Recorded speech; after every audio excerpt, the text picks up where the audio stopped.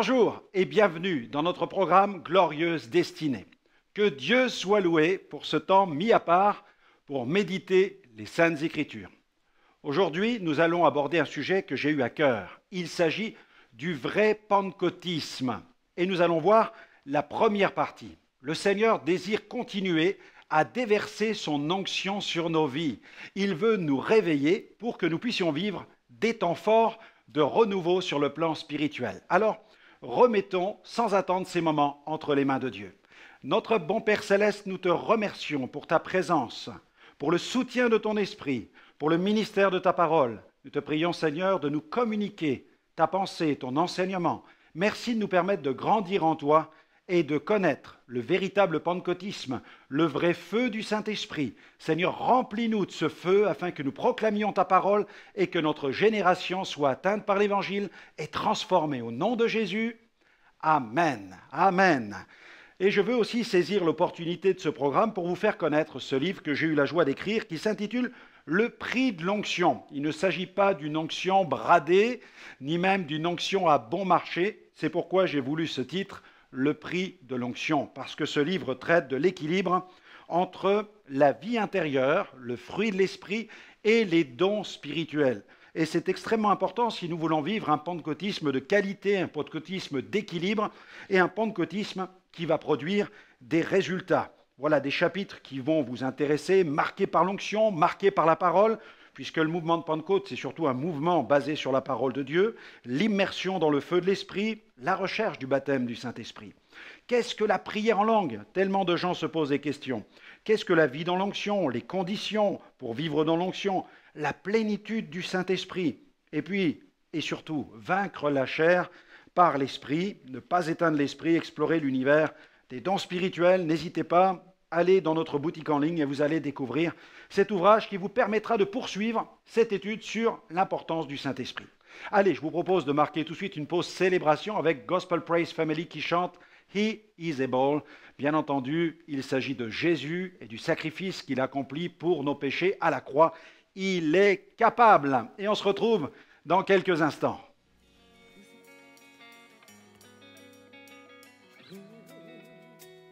Exceedingly, abundantly, above all, how you can ask all things according to the power that worketh at you.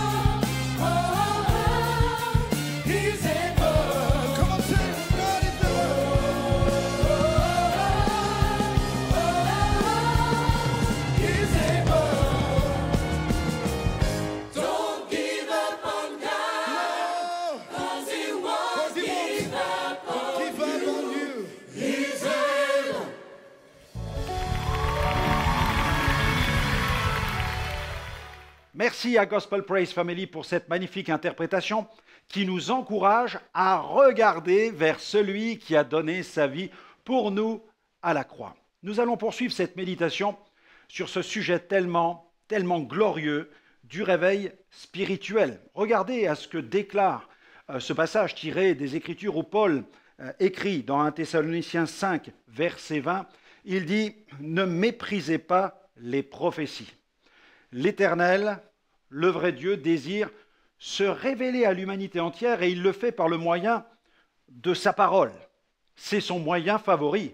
Il désire nous révéler sa parole parce que sa parole nous révèle sa personne, sa nature, ses œuvres et sa volonté. Elle révèle aussi son dessein à l'égard des êtres humains et de son peuple, l'Église. Dieu n'est pas limité dans ses moyens de révélation. Regardez ce que la Bible déclare dans Job 33, verset 14. « Dieu parle cependant tantôt d'une manière, tantôt d'une autre, et l'on n'y prend point garde. » De nos jours, la Bible est un des plus puissants moyens par lequel Dieu se révèle. La Bible est la parole de Dieu. La Bible n'est ni une parole de Dieu, ni un livre où Dieu parle, elle est la parole de Dieu. Mais attention, une approche intellectuelle de la Bible ne suffit pas pour connaître Dieu. Il est important de chercher Dieu avec son cœur et de parcourir les Saintes Écritures avec un cœur ouvert. Comme l'a si bien déclaré un scientifique qui a fait l'expérience de la nouvelle naissance, il disait « Dieu ne se prouve pas, il se rencontre ». On peut connaître la Bible sur le bout des doigts et pourtant n'avoir aucune communion avec Dieu, être mort sur le plan spirituel. Le diable en est le parfait exemple. Il est coupé de Dieu et pourtant, il connaît bien la parole. Il en connaît plus sur Dieu que n'importe quel serviteur de Dieu. Certaines personnes, athées convaincues, s'inscrivent dans des facultés de théologie tout simplement parce qu'elles désirent en savoir plus sur la religion chrétienne. Elles n'y vont pas dans la perspective de mieux connaître Dieu. Elles désirent seulement en apprendre davantage au sujet de Dieu. Pendant quelques années, ces personnes étudient la Bible sous tous les angles. À la fin de leur cycle d'études, elles ressortent avec un diplôme de théologie en poche. Elles ont amassé toute une somme de connaissances au sujet de la Bible, mais elles n'ont pas grandi dans leur communion avec Dieu. Il y a donc une différence entre la connaissance de Dieu et la communion avec Dieu. Car on peut savoir beaucoup de choses au sujet de Dieu, mais ne pas connaître Dieu d'une manière intime. C'est pareil pour une personne finalement. Vous pouvez avoir appris pas mal de choses au sujet de votre voisin alors que vous n'avez jamais discuté plus d'une minute avec lui. La véritable connaissance de Dieu implique une profonde communion avec lui. Notre connaissance de Dieu augmente à mesure que nous développons notre relation intime avec lui.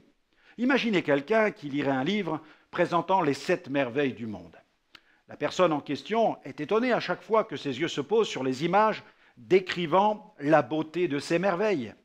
Lorsqu'elle refermera le livre, il est clair qu'elle en saura plus qu'avant sur les 7 merveilles du monde. Mais imaginez qu'un jour, cette même personne ait l'opportunité de voir l'une de ces merveilles de ses propres yeux. Ne pensez-vous pas que son regard sera totalement différent? Son regard sera alors un regard d'émerveillement. Celui qui ouvre la Bible devrait chercher à mieux connaître Dieu, car on pourra en apprendre toujours plus sur Dieu, mais le plus important, n'est-ce pas de le connaître personnellement? On peut tout vous raconter au sujet d'une personne, mais si vous voulez mieux connaître cette personne, le meilleur moyen n'est-il pas de passer du temps avec elle? Quand Dieu créa l'homme et la femme, il les créa pour son bon plaisir. En les créant, ce qu'il voulut par-dessus tout, c'est être en communion avec eux. Malheureusement, la chute de l'homme vint gâcher la beauté de cette communion intime. Le péché du premier couple érigea un véritable mur de séparation entre la créature et le Créateur. Mais béni soit Dieu. L'Éternel n'abandonna pas l'homme et la femme à leur triste sort. Il mit en place une mesure de sauvetage. Il couvrit leur nudité et leur honte avec des peaux de bêtes. Ces peaux de bêtes furent prélevées sur des animaux, victimes innocentes. Les feuilles de figuier dont ils se servirent pour cacher leur nudité ne furent pas acceptables aux yeux de Dieu. Il ne fallait pas seulement qu'Adam et Ève cachent leur nudité, il fallait pour couvrir leur péché que des animaux, victimes innocentes, soient sacrifiés. La vie de l'esprit devrait être une réalité dans la vie de tout disciple, de tout serviteur de Dieu et de toute Église qui veut servir le Maître d'une manière efficace et porter un fruit qui demeure. Mais ce n'est pas toujours le cas. Vous avez soif de plus? Vous désirez plus d'onction? Vivre une vie plus passionnante dans l'esprit? C'est possible, mais tout cela a un prix. Découvrez-le au travers de ce livre, Le prix de l'onction, en vente sur notre site internet www.gospelvision-international.com.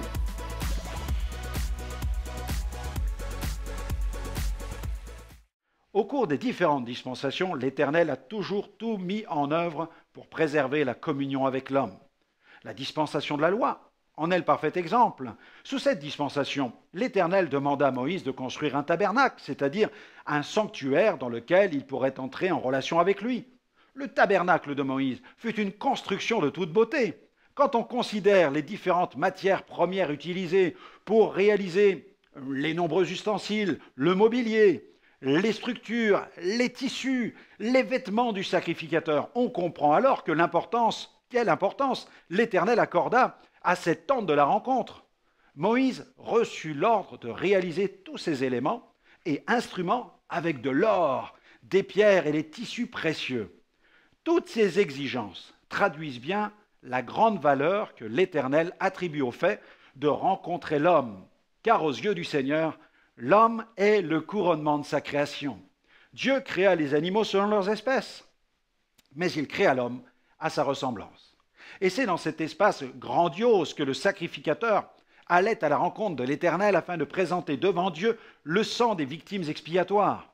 Et dans la tente, le sacrificateur ne présentait pas seulement une offrande pour les péchés du peuple, mais il devait aussi se présenter pour ses propres péchés.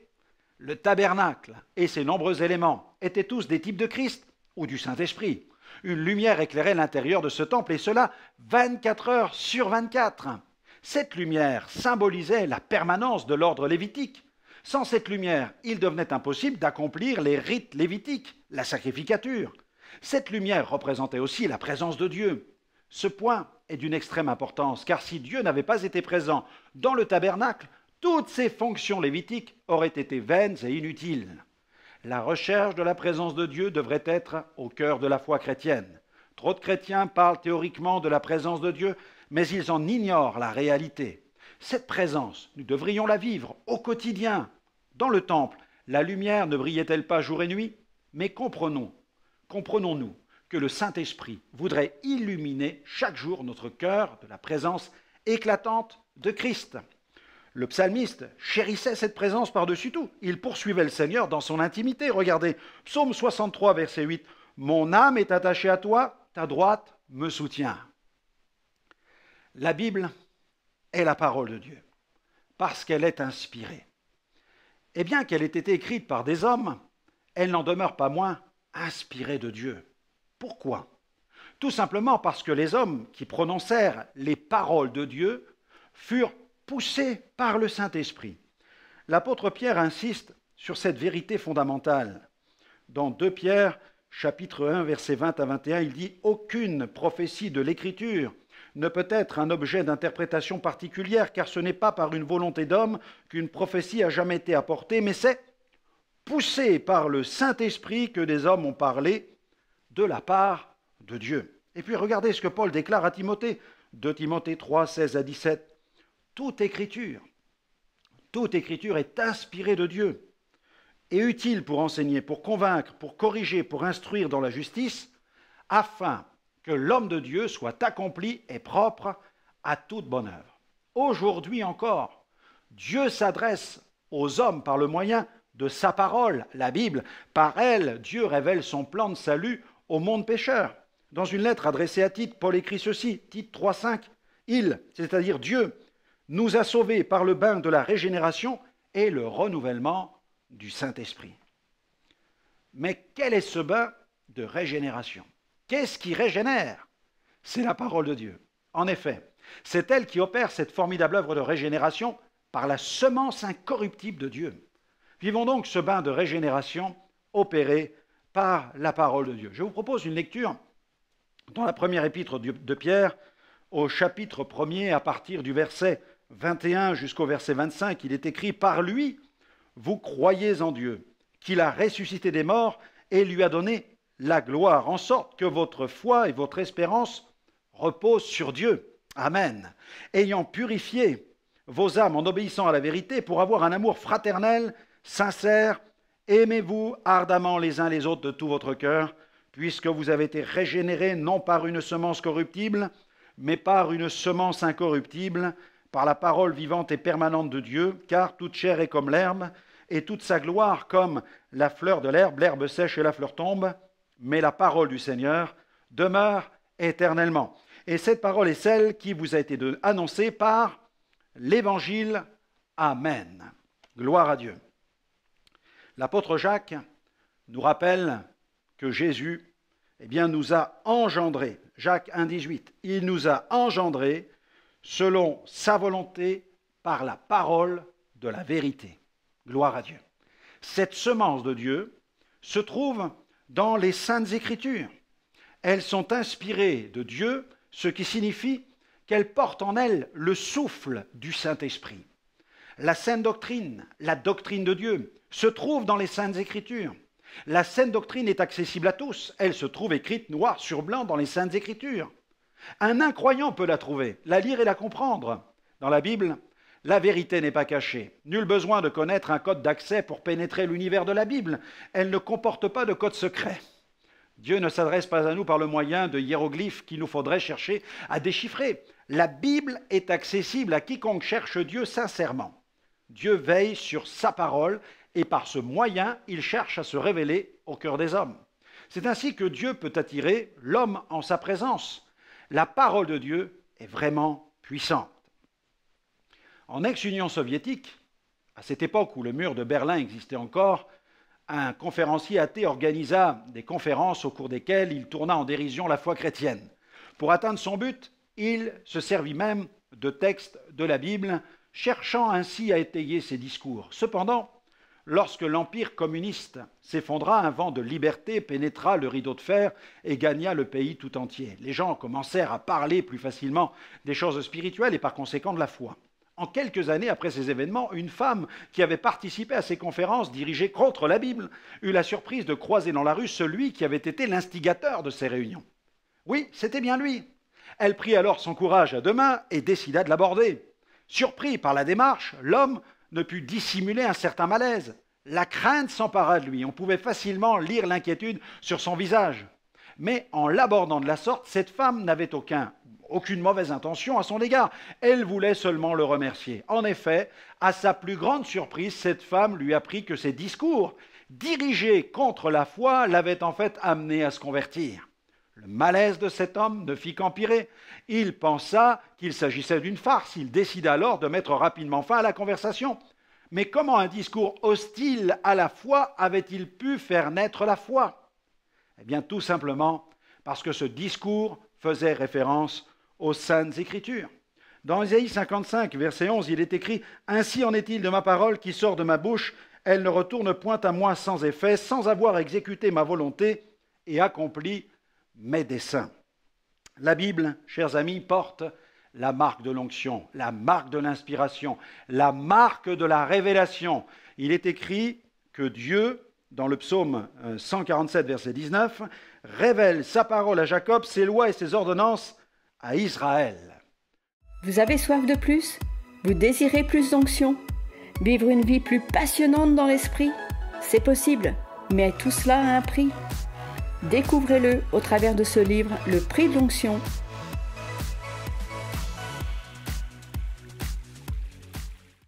Une bonne connaissance de la parole de Dieu devrait caractériser les chrétiens de Pentecôte. Les chrétiens authentiques sont les gens du livre de Dieu. Le véritable peuple de Dieu est le peuple de la parole, le peuple de la révélation divine. Quelqu'un a dit, la Bible, c'est Dieu parlant de l'homme, Dieu parlant par l'homme, Dieu parlant comme l'homme, Dieu parlant pour l'homme. La Bible n'est pas un livre contenant des paroles humaines. Dans la Bible, Dieu s'adresse directement aux hommes, il se révèle aux hommes. La Bible est la parole de Dieu. Elle est donc inspirée, son contenu a été insufflé par Dieu. La Bible contient aussi ce que Paul appelle la saine doctrine, c'est-à-dire la vraie parole, celle qui permet, selon lui, de réfuter les contradicteurs. Et nous sommes d'accord avec Paul. Les chrétiens de Pentecôte devraient porter ce merveilleux label de chrétiens de la saine doctrine. En effet, Paul adresse au serviteur Tite cette exhortation dans Tite 2.1 « Dis les choses qui sont conformes à la saine doctrine ». Malheureusement, pentecôtisme rime trop souvent avec sensationnalisme, alors que la marque du vrai pentecôtisme devrait être avant tout la marque d'une connaissance et d'une administration équilibrée de la parole de Dieu. Paul fit cette recommandation à Timothée dans 2 Timothée 2.15 « Efforce-toi de te présenter devant Dieu comme un homme éprouvé, un ouvrier qui n'a point à rougir, qui dispense droitement la parole de la vérité. » La connaissance de la saine doctrine n'est jamais un obstacle à l'action du Saint-Esprit. En fait, elle favorise son action. La connaissance équilibrée de la parole permet au Saint-Esprit de mieux se servir du croyant. Plus les chrétiens connaissent son code de conduite, la Bible, plus il est capable de diriger sa vie. Trop souvent, nous pensons que le feu est le logo exclusif du pentecôtisme. Il est vrai que les pentecôtistes sont réputés pour être des chrétiens brûlants, enthousiastes, mais la marque qui est la garantie de l'onction authentique, c'est celle de la parole de Dieu. Faut-il rappeler que sous l'Ancienne Alliance, la parole était au cœur même de la fête de la Pentecôte. Cette fête célébrée par le peuple juif avait pour but de commémorer cet événement où l'Éternel fit don de la Torah à son peuple. En tant que chrétiens, nous oublions trop souvent qu'avant d'être une fête chrétienne, la Pentecôte fut une fête juive. D'ailleurs, de nos jours, les Juifs la célèbrent toujours. Eh bien voilà, notre émission se termine. J'espère que vous allez saisir cette opportunité d'approfondir maintenant votre connaissance de la parole de Dieu. N'hésitez pas à nous retrouver sur notre site web www.gospelvision-international.com. Vous pourrez y retrouver de nombreuses émissions en replay. Elles vont vous faire du bien et vous amener à grandir dans le Seigneur. Que le Seigneur continue à répandre sa grâce sur votre vie et qu'il vous fasse pleinement entrer dans sa glorieuse destinée. Que Dieu vous bénisse et à très bientôt. Exceedingly, abundantly, above